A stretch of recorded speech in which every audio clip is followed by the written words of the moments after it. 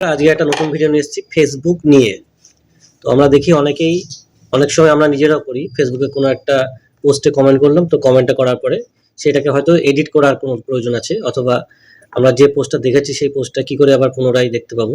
তো সেই প্রসেসটা কিভাবে হয় সেইটা আজকে দেখিয়ে দেবো। আর এইরকম ভিডিও পাওয়ার জন্য প্রোফাইলটাকে ফলো করে রাখুন। আমার স্ক্রিনের দিকে দেখুন কিভাবে করছি। প্রথম আপনাদের ফেসবুক ব্রাউজারটা বের করতে হবে, ফেসবুক। তো তারপরে এখন দেখুন এই যে থ্রি ডট, এই থ্রি ডটে ক্লিক করতে হবে।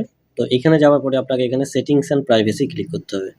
তারপরে আবার দেখুন সেটিংস অ্যান্ড প্রাইভেসি, পরে আবার সেটিংস আছে, এটাই ক্লিক করতে হবে। এটা ক্লিক করার পরে আপনাকে নিচের দিকে আসতে হবে।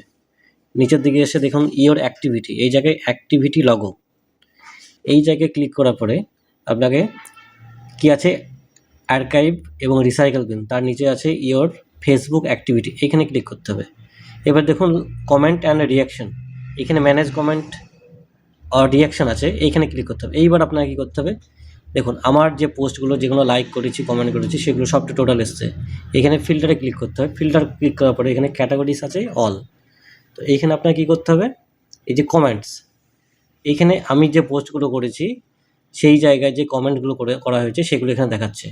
এবার আপনি যদি মনে করেন যে আপনার পুরোনো কমেন্টগুলোকে, ধরুন আমি এইটাই লেখা আছে কংগ্রাচুলেশন, এইটাই আমি যদি এডিট করতে যাই তো সেখানে এডিট করা যাবে। তো এই প্রসেস অনুযায়ী আপনি আপনার প্রোফাইল থেকে কাদের কমেন্ট করেছেন এবং কি কি লাইক করেছেন সেগুলোকে দেখতে পাবেন। তো এই ভিডিওটা যদি ভালো লেগে থাকে অবশ্যই একটা লাইক করবেন, আর ভিডিওটি দেখার জন্য অসংখ্য ধন্যবাদ।